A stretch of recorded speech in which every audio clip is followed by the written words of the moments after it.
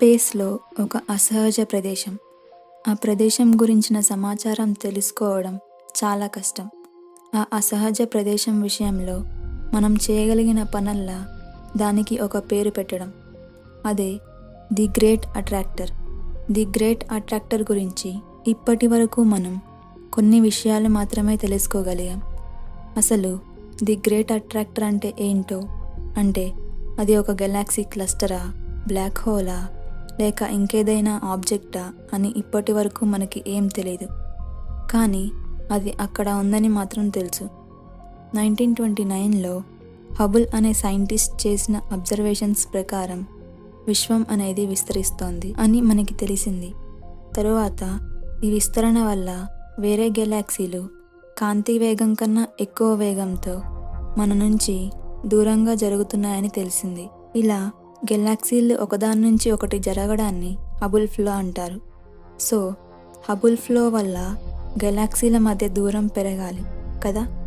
కానీ సైంటిస్టులు గెలాక్సీల మధ్య దూరం పెరగట్లేదని, చాలా గెలాక్సీలు స్పేస్లో ఒక చోటు వైపుకి ఆకర్షింపబడుతున్నాయని గమనించారు. చివరికి మన మిల్కీవే గెలాక్సీ కూడా ఆ చోటు వైపుకి ఆకర్షింపబడుతోంది. ఆ చోటే ది గ్రేట్ అట్రాక్టర్.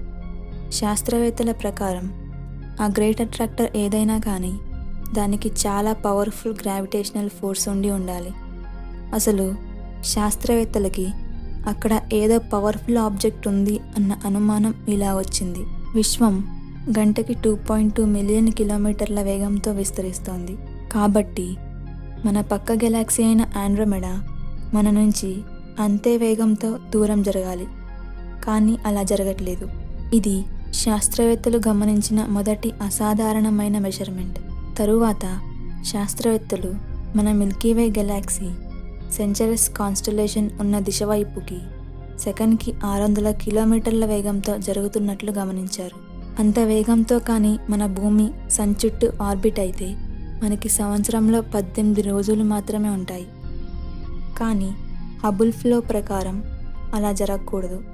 అలాగే మన మిల్కీవే గెలాక్సీ కాకుండా మన చుట్టుపక్కల కొన్ని మిలియన్ లైట్ ఇయర్స్ దూరం వరకు ఉన్న దాదాపు 1,00,000 గెలాక్సీలు కూడా మన మిల్కీవే జరుగుతున్న దిశ వైపుకి జరుగుతున్నాయి. సో ఇన్ని గెలాక్సీలని దాని వైపుకి లాగేసుకుంటుందంటే దానికి చాలా పవర్ ఉండాలి. అలాగే దాని ఎఫెక్ట్ కొన్ని మిలియన్ లైట్ ఇయర్స్ దూరంలో ఉన్న గెలాక్సీల మీద కూడా ఉంది. అంటే దాని ఫీల్డ్ ఎఫెక్ట్ కూడా చాలా పెద్దది అయి ఉండాలి. ఈ గ్రేట్ అట్రాక్టర్ ఏ డైరెక్షన్లో ఉందో మనకి తెలుసు. మరి టెలిస్కోప్స్తో అక్కడ ఏముందో చూడొచ్చు కదా. కానీ అది అంత ఈజీ కాదు. మన సోలార్ సిస్టమ్ మిల్కీవేలో ఎడ్జ్లో ఉంది. మన మిల్కీవేలో ఇప్పటి వరకు 20% భాగాన్ని మనం ఇంకా పరిశీలించలేదు. కారణం మన సొంత మిల్కీవేలోని దుమ్ము, స్టార్స్ ఆ 20% భాగానికి మనకి మధ్య అడ్డు ఉండడం. మన భూమి ఎడ్జ్లో ఉంది కాబట్టి అవతలి ఎడ్జ్ని మనం గమనించడం కష్టం. అలా మధ్యలో దుమ్ము, స్టార్స్ అడ్డంగా ఉండడం వల్ల మనం గమనించకుండా ఉన్న ఆ 20% భాగాన్ని జోన్ ఆఫ్ అవాయిడెన్స్ అంటారు. ది గ్రేట్ అట్రాక్టర్ కూడా ఈ జోన్ ఆఫ్ అవాయిడెన్స్లోనే ఉంది. అందుకే మనం దీన్ని టెలిస్కోప్స్తో గమనించలేం. కానీ జరిగిన కొన్ని సంవత్సరాలలో ఎక్స్రే టెక్నాలజీలో జరిగిన అభివృద్ధి వల్ల ఈ జోన్ ఆఫ్ అవాయిడెన్స్ గురించి మనం కాస్త తెలుసుకోగలిగాం. ఈ ఎక్స్రే టెక్నాలజీ వల్ల జోన్ ఆఫ్ అవాయిడెన్స్లో 2 గెలాక్సీ క్లస్టర్లు ఉన్నట్టు తెలుసుకోగలిగాం. ఒకటి నోర్మా క్లస్టర్, ఇంకోటి షేప్లీ క్లస్టర్. నోర్మా క్లస్టర్లో కొన్ని వేల గెలాక్సీలు ఉన్నాయి. దాని మాస్ దాదాపు 1000 ట్రిలియన్ సూర్యుళ్ళంత బరువు ఉంటుంది. అంత మాస్ ఉంది కాబట్టి దాని గ్రావిటేషనల్ ఫోర్స్ చాలా చాలా ఎక్కువ ఉంటుంది. సో ఆ ఫోర్స్కి మన మిల్కీవేని అటువైపుకి లాగే శక్తి ఉంది. కానీ శాస్త్రవేత్తల ప్రకారం అది ది గ్రేట్ అట్రాక్టర్ అయ్యే అవకాశం లేదు. ఎందుకంటే దానికి కొన్ని మిలియన్ లైట్ ఇయర్స్ దూరం వరకు ఉన్న వేల గెలాక్సీలని లాగేంత ఎనర్జీ లేదు. ఇంకోటి షేప్లీ సూపర్ క్లస్టర్. ఇది మన నుంచి 652 మిలియన్ కాంతి సంవత్సరాల దూరంలో ఉంది. ఇది మన అబ్జర్వబుల్ యూనివర్స్లో ఉన్న అతిపెద్ద గెలాక్సీ సూపర్ క్లస్టర్. నోర్మా క్లస్టరే 1000 ట్రిలియన్ సూర్యులంత బరువు ఉందంటే ఈ షేప్లీ క్లస్టర్ ఏకంగా నార్మా క్లస్టర్ కన్నా 10 రెట్లు ఎక్కువ బరువు ఉంది.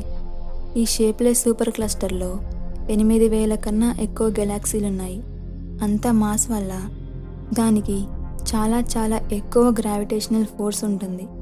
అంత ఎక్కువ గ్రావిటేషనల్ ఫోర్స్ వల్లనే మన గెలాక్సీలు అలాగే మిగతా గెలాక్సీలు దాని వైపుకి ఆకర్షింపబడుతున్నాయని, ఆ షేప్లీ సూపర్ క్లస్టరే ది గ్రేట్ అట్రాక్టర్ అని చాలామంది శాస్త్రవేత్తలు నమ్ముతున్నారు.